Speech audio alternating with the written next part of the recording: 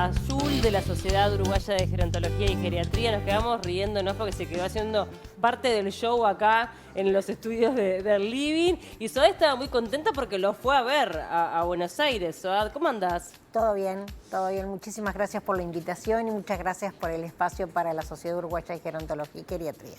Y sí, lo fui a ver a Buenos Aires y está sensacional, así que se los recomiendo a todo el que quiera pasar una hora y media espectacular, váyalo a ver porque la verdad que es sensacional el espectáculo. Sí, Yo hacía sí. mucho tiempo no veía un espectáculo así. Y es muy talentoso, Martín. La Súper verdad que en todas talentoso. las áreas se destaca muchísimo, sin duda. Bueno, Soad, hoy vamos a estar hablando de los síntomas psicoconductuales de la demencia y su tratamiento no farmacológico. Así es. ¿A qué nos referimos cuando hablamos de estos síntomas? Bueno, habitualmente, como ya en otras oportunidades habíamos hablado, en la demencia lo primero que aparece o lo primero que puede aparecer, según la demencia que estemos hablando, son los trastornos cognitivos, que son los olvidos que el paciente tiene.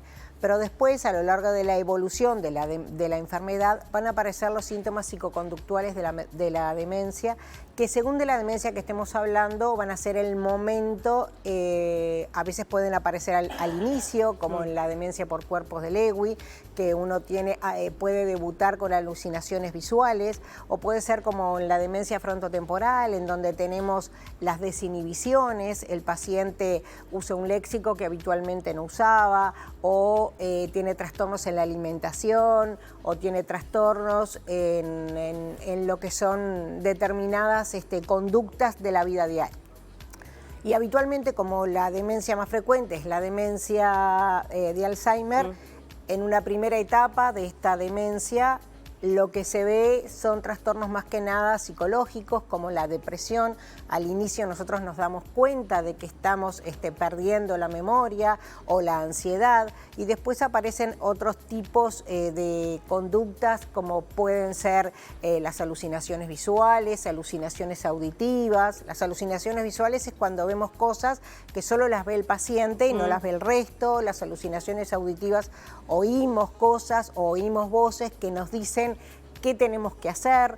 Entonces, bueno, muchas veces, dependiendo de cuál sea el trastorno de conducta del que estemos hablando, lo tenemos que abordar desde el punto de vista, obviamente, para tratar acá, no farmacológico, ¿no? Bien, cuando yo no sabía, por ejemplo, el tema que la depresión podría llegar a estar asociado a esto, ¿no? Sí, sí. Qué llamativo. Habitualmente se puede ver en las primeras etapas, cuando uno todavía tiene conciencia de morbidez, tiene conciencia de la enfermedad, o puede tener conciencia de la enfermedad que está teniendo, y le angustia mucho y le deprime mucho el saber que tiene esa enfermedad. Entonces, por eso mismo es que se puede ver o una depresión o ansiedad, o de repente también podemos ver la apatía, que es la indiferencia del paciente. Eso también se puede ver. Habitualmente, cuando empieza a avanzar la enfermedad, lo que lleva a los trastornos psicoconductuales de la demencia, más que nada los trastornos conductuales, es que lleva una sobrecarga del cuidador, ¿no? Porque no es lo mismo que el paciente se olvide de determinadas cosas y que uno se las tenga que volver a repetir, que de repente, por ejemplo, tenga conductas inapropiadas, que por ejemplo se desvista en lugares públicos, claro, o se desvista frente a otros integrantes de la familia, o que orine o que defeque en lugares que no son los correctos, o que al comer utilice las manos y no utilice los cubiertos, por ejemplo. Entonces, todo eso es mucho más disruptivo, tanto para el paciente, que obviamente no se da cuenta que lo está haciendo, como para el cuidador, y eso lleva a una sobrecarga del cuidador y a mayor institucionalización también. ¿Y cuál es el tratamiento no farmacológico? También teniendo en cuenta de que algunos de estas enfermedades, o casi todas, tú me corregirás, no tienen cura. No, habitualmente cuando uno hace el diagnóstico de demencia, no, todas ellas, la enfermedad de Alzheimer, la demencia frontotemporal, la enfermedad por cuerpos de Lewy, la demencia vascular, no tienen cura. Lo que sí, hay medicación que lo que hace es enlentecer el proceso de la enfermedad, y cuando los trastornos conductuales son muy disruptivos, como por ejemplo un paciente que puede tener una agitación con agresividad y la agresividad ser intensa, no sé, por ejemplo, piensan que lo vienen a matar y agarra un cuchillo de arma blanca para defenderse del que lo viene a matar, bueno, ya ahí sí utilizamos antipsicóticos, o sea, se utiliza medicación. Si no, mientras tanto, lo mejor es tratar de, primero, ver qué síntoma tiene el paciente, porque pueden ser muchos síntomas los que puede tener y habitualmente en un 30% encontramos 2 síntomas o más en forma concomitante en el paciente y en un 20% encontramos 3 síntomas o más. Entonces hay que ir abordando según los síntomas que tenga. Puede tener algún trastorno de la alimentación o puede tener algún trastorno del sueño. Si tiene algún trastorno del sueño, lo que tenemos que hacer es tratar de que vaya a dormir a la misma hora, poner horas para dormir, horas para despertarse, hacer la higiene del sueño. Tenemos también que tratar de que a última hora no tome líquidos para así no se levanta en la noche y tenga un buen sueño, un sueño reparador. Entonces, dependiendo un poco de cuál es el trastorno, es como lo vamos a abordar.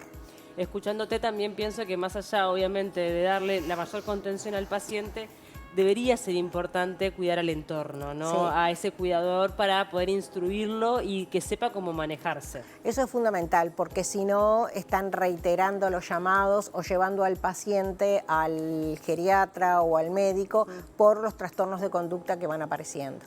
Habitualmente nosotros nos tenemos que tomar un tiempo, sentarle y decir que, bueno, que puede aparecer este y este otro trastorno o nombrarles los más frecuentes y decirlos cómo abordarlos, ¿tá? Pero en general el entorno donde está el paciente con un trastorno cognitivo, con una demencia, tiene que ser un entorno tranquilo, la música tiene que ser suave, la luz tiene que ser tenue, y bueno, como decía, dependiendo un poco de cómo sea, por ejemplo, si un paciente empieza con una agitación cuando lo van a bañar, hay que ver por qué, porque los días previos de repente no lo hacía y ese día sí.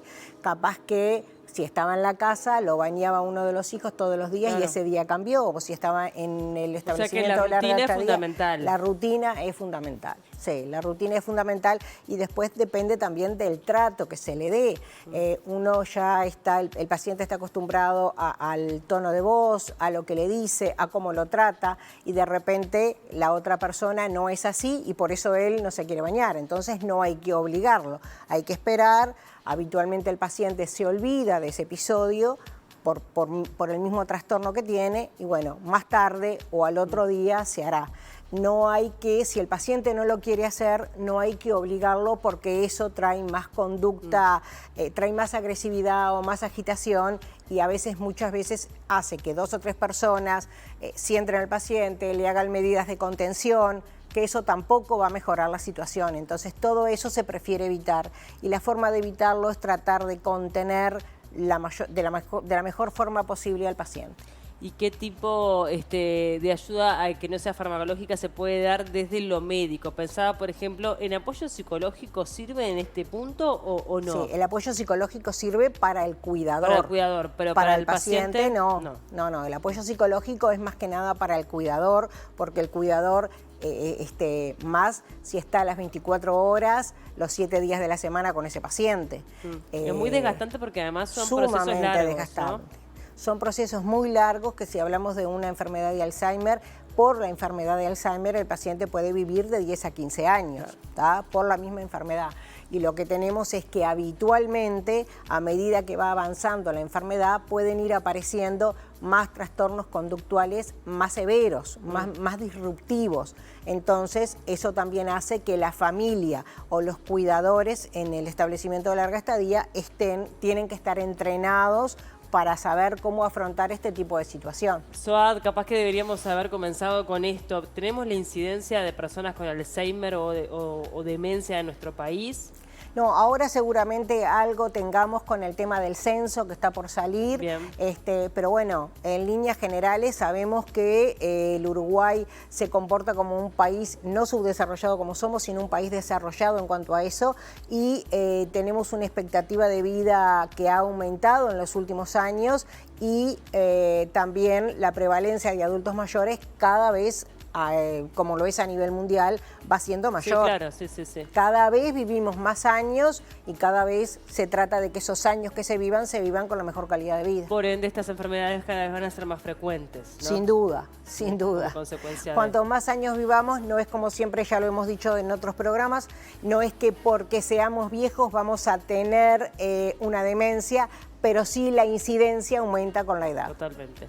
Bueno, Saud, muchísimas gracias por traer este tema. Por La verdad favor, a las órdenes. que es súper interesante. Creo que todos en algún punto hemos tenido algún familiar o conocemos bien de cerca una historia de este tipo y sabemos que más allá de intentar brindarle toda la contención al paciente, es fundamental que el círculo que esté allí al cuidado también tenga el sostén necesario porque es una tarea muy, muy ardua. Además, la gran mayoría de las personas tienen que seguir con su trabajo, con su vida, con sus hijos.